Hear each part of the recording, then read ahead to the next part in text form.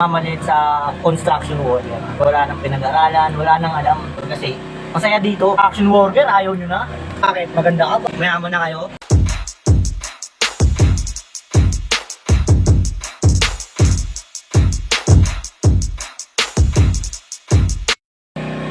Yo, pengi yo. So, para to sa mga ang mamalit sa construction worker. Mamalit sa construction worker. What? What the fuck? Hindi porket construction worker, wala nang pinag-aralan, wala nang alam, tsaka construction worker na lang.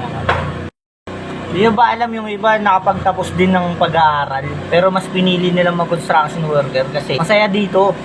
Hindi nyo lang alam.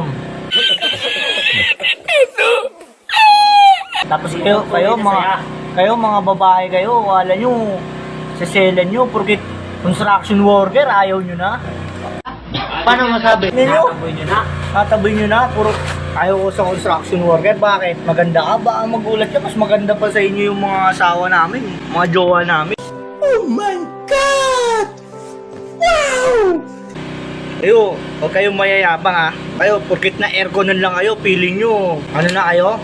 Yaman na kayo? Bakit di nyo alam? Mas malaki pa sinasahod ng ibang construction worker sa inyo. Ha?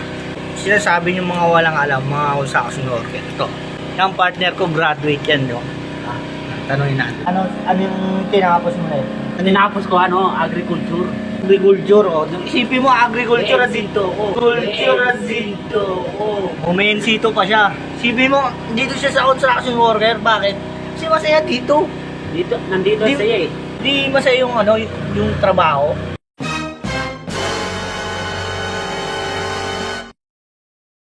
Okay yung trabaho.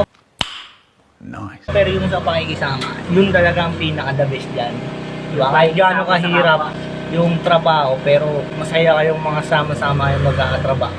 Yung pinaka-the best dun, ha? Kaya kayo yung mga namamaliit sa construction worker, ha? Huwag kayong ganyan, ha? No! God, please, no! No! Alam nyo, mayayaman kayo. Alam nyo, marami pera nyo. Alam nyo, may mga sasakyan kayo. May mga sasakyan din kami, hindi nyo lang alam, ha? Kayo, may kotse kayo. May bobcat ba kayo? Wala kayong bobcat o loader. Meron kami dito. Oh, sasakyan lang. Oh, hindi nga lang amin talaga.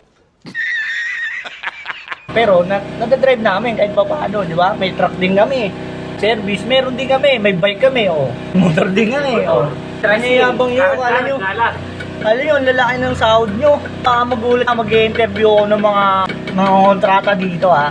Kung magkano sinasahod nila kada linggo, ha. Abangan mo. Gigigil ako sa inyo, niyayabang nyo. Pati kayo mga babae kayo. Palitin yung construction worker, akala nyo, gaganda nyo. Ano nyo? Yung mga babae kayo, kayong maaarte.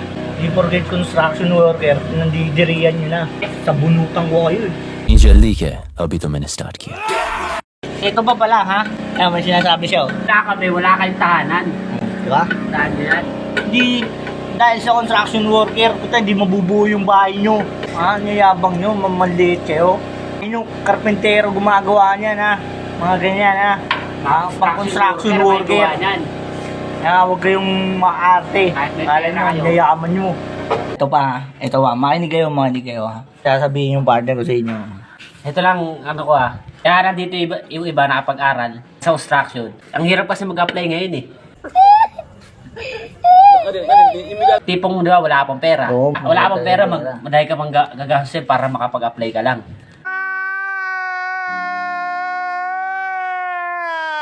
Siyempre, mababaw ka agad sa utang bago ka Sahod mo doon, ang mangyayari, babado muna sa utang mo. Paano ka? Ano kakainin mo?